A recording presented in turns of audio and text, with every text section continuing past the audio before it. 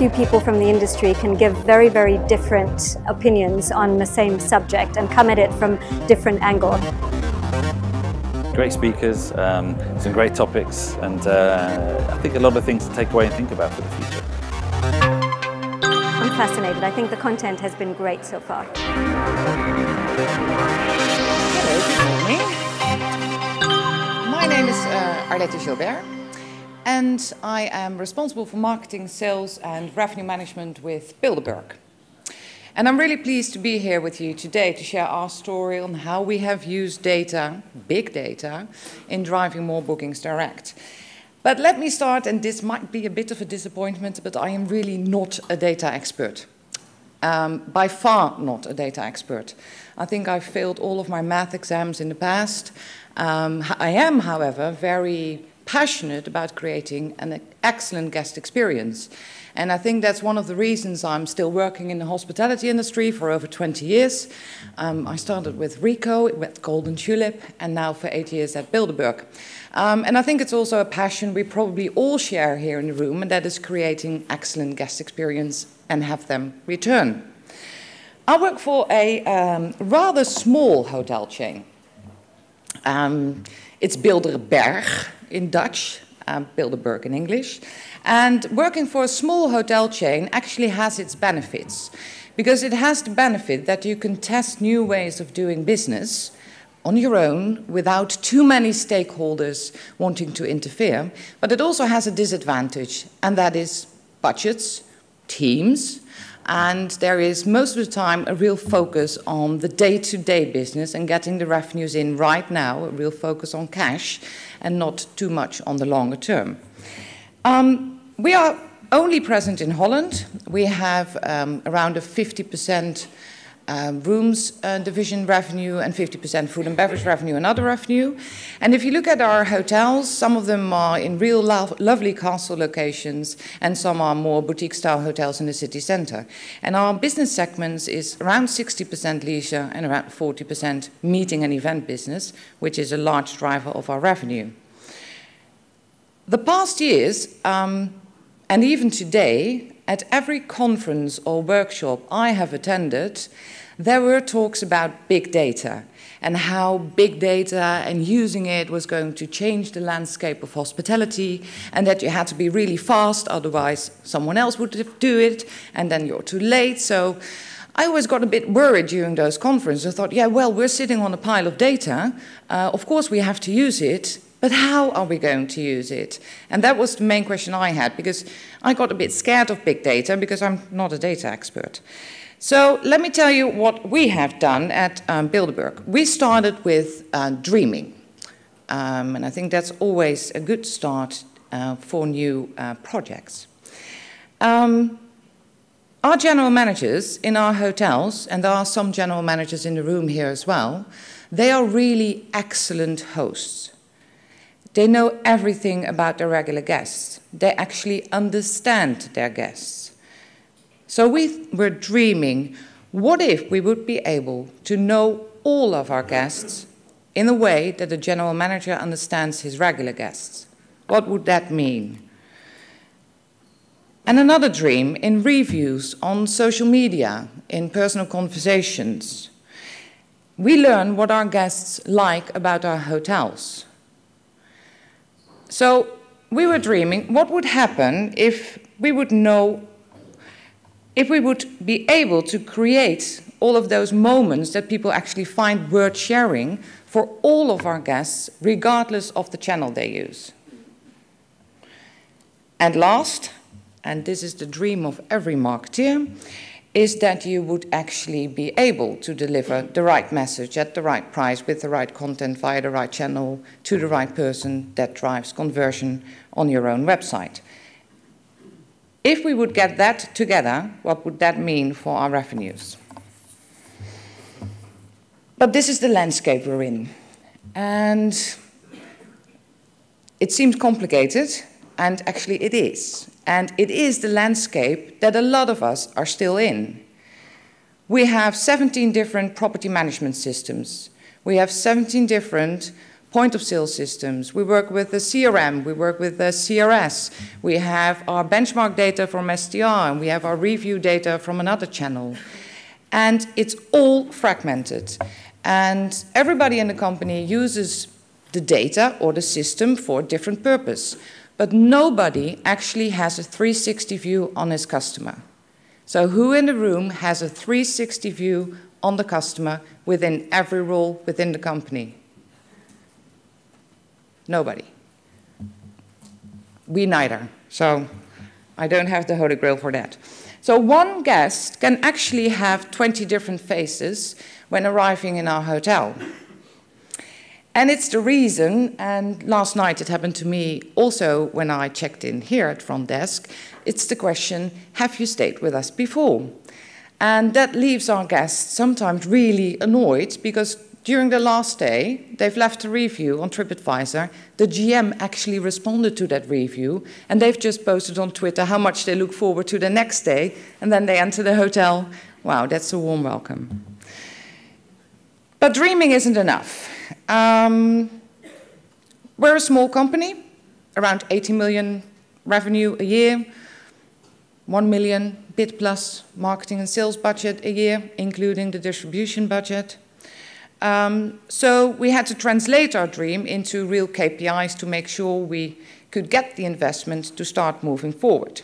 So we use KPIs, and I won't bother you with the numbers, but around customer satisfaction, how many retention customers we get, how much time we save for marketing and sales, how much more efficient we make our email marketing campaigns. In the end, we even want to reduce our sales force, and we want to learn about a customer. So we also have KPIs on how much we're learning about our customers to really understand them, but also we have KPIs on how much surprises we find. So how much hidden information we can actually discover. So we needed a platform, a customer data platform that would give us that single customer view, that would be scalable, could grow with us, that would be affordable, that would be easy to manage, easy to use. It had to be fast, it had to be safe. Well, our list of requirements, if you go loose, you have a long list.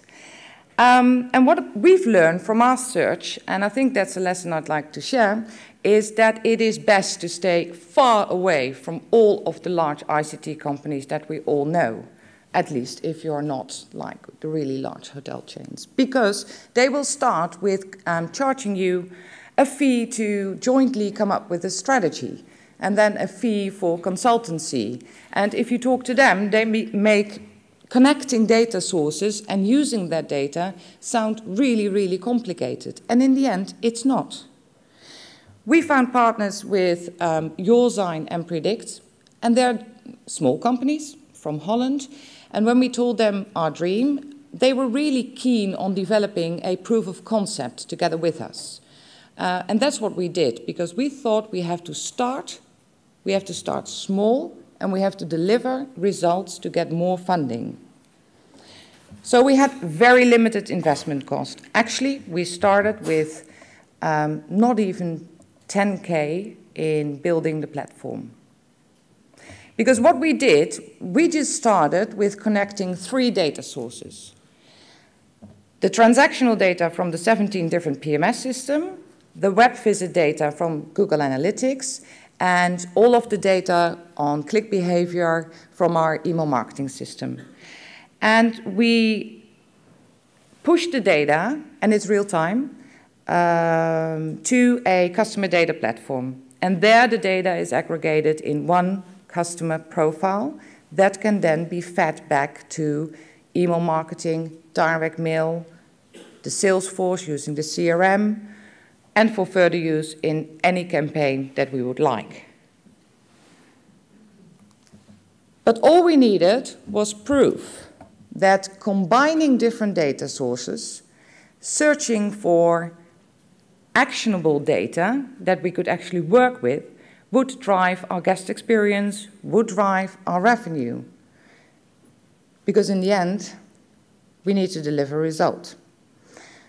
Together with the team, and we're with a small team, we're with 4 people in our office in Rankum, in marketing, together with some other guys from the company, GM, sales, so a combined team, we organized a couple of what we call pizza sessions to come up with actual use cases on if we have this dream and if we would have the data, how would we use it and what should it deliver?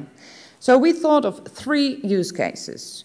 First of all, we wanted to feed our sales force, because our meeting and event segment is so important for us, with actual leads that would turn into deals, instead of them wasting time on leads that would not turn into deals. Because if you see how many deals are lost, it's quite a lot. Next, we wanted to make sure that our direct mailing campaigns that we were used to send out once, twice a year to a large database, not segmented, we wanted to optimize that. We have if you look at the type of our guests, a lot of our guests are a bit older, so they still respond to direct mail. And last, we wanted to test automated email campaigns based on website behavior combined with historical transactional data. So what have we done? Combining the historical transaction data from the 17 PMS systems together with the website visit data gave us quite a surprising insight. And that was that part of our high-spend customers, they preferred receiving offers offline via direct mail, but they were quite okay with booking direct on our website. So what we did, we created different test direct mails based on their preferences, based on their historical booking pattern and their current website behavior. And what we've learned is that the result was almost 40% more transactions from the direct mails on our website, and also almost 30% lower cost of the direct mail, because we weren't sending it out to all of them, but we were sending it out segmented based on their behavior. The other use case was based on what people look at on the website, combined with their historical behavior, combined with their click behavior they've shown previously in email campaigns, we feed them with automated email campaigns immediately if they have not made a booking. And that uplifted our session value with 110%. So if you calculate that through, it's quite a high number. And it also gave us an extra learning. We do a lot of ABC testing on our email campaigns, and we learned that 90% of the revenue generated from those campaigns was from conversion triggers where we added some social proof in it. So that was an extra learning. So some of us might have started in sales. In the beginning, I have. And if you're familiar with telemarketing or with qualifying leads or with questions like, we need more business on the books for November, you know what I'm talking about. But I can tell you, it can actually be fun to engage with customers on the phone instead of driving around and visiting them, if you are fed with the right data. For the meeting and event segment, we combined several data from our 3 sources. So, of course, it had the account and contact details, but we combined it with the lead time of their previous booking, the type of the meeting, the customer lifetime value, and we looked at what they've been looking at our website. And what we do now is we create a weekly sales lead list for our sales force with some talking topics on it, and they call it, and what we see now is that they call at the right time, because the system actually is really good in predicting when customers will start looking for their next venue for their meeting and event booking. And we have a lot of opportunity to get guests back to our hotels. And that drove our conversion ratio with 40% from lead to an actual deal.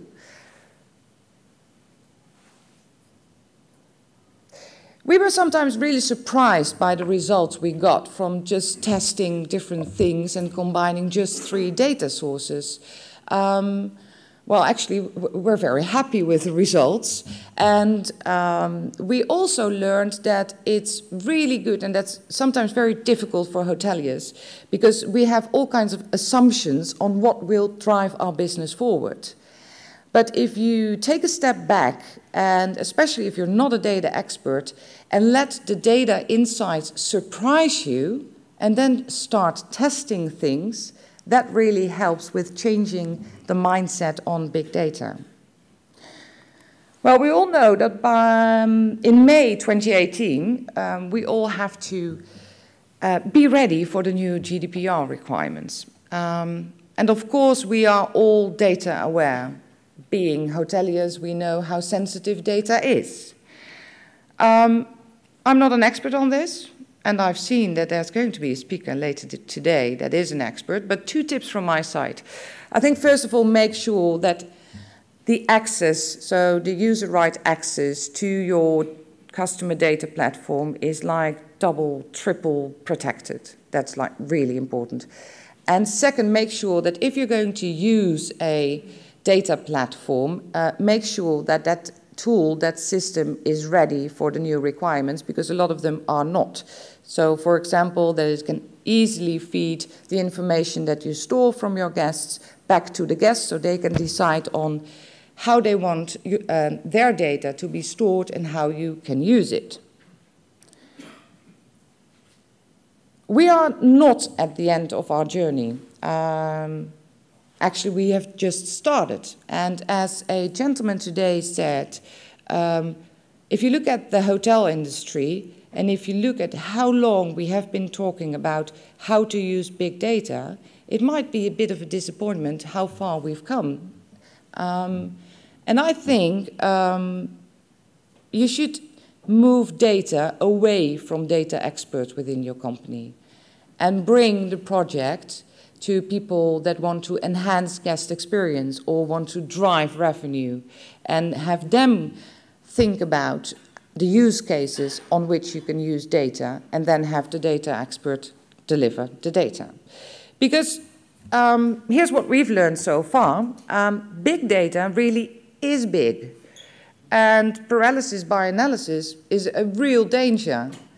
It's one of the lessons we've learned, that you can keep looking at the data and surprise yourself with all new insights, but if you don't act upon it, you're not going to deliver any results. It can also be expensive. It can be expensive. It doesn't have to be expensive. And all of the suppliers will probably promise you heaven, and you might end up with another legacy ICT system in a couple of years. So gather proof. So start with use cases that you and your team come up with based on your business requirements, and just start doing things.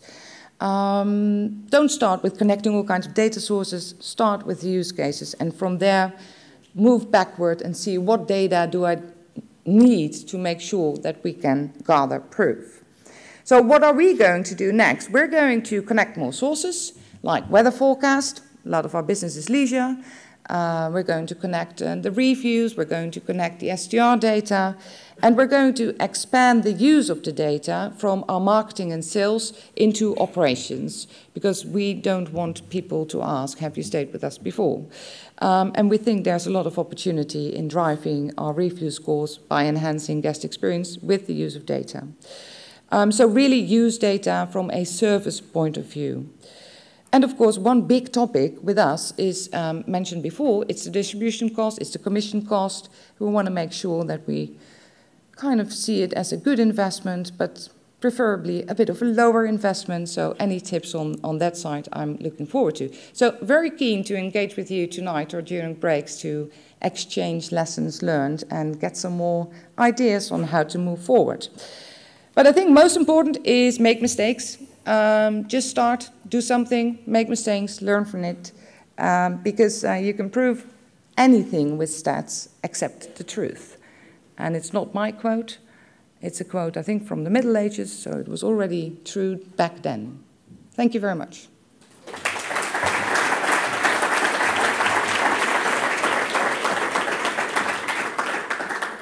If you were starting again, what would you do differently? I love that question. I would start earlier. I think, because I have listened to stories of all kinds of tech companies for 2 years during conference, and I was like wowed all of the time. Oh my God, this is really great. How am I going to do it? And I've waited for 2 years before I started doing something. So I would have started 2-3 years earlier, definitely. One question was about the social proof. What we mean with that is that, you know, the Cialdini principles of, I don't know, seduction really is, persuasion, it's not seduction, it's persuasion. And one of them is social proof. That so what we do in our email marketing campaigns is that we add reviews from guests, or quotes from Twitter or from Facebook or posts from Instagram that other people have posted, so to let them see, okay, people in your peer group really love this hotel or really love this package, and that really uplifted our conversion. And another one.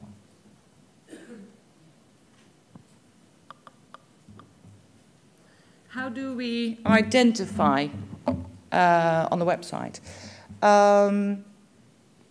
We identify on past booking behavior when they have drawn into the PMS with their data, and on email, and people can register on the website and then we know what they're doing. So if we have their email, and if we have their previous booking behavior, and if we have their click behavior, then we can combine it into new campaigns. Thank you very much.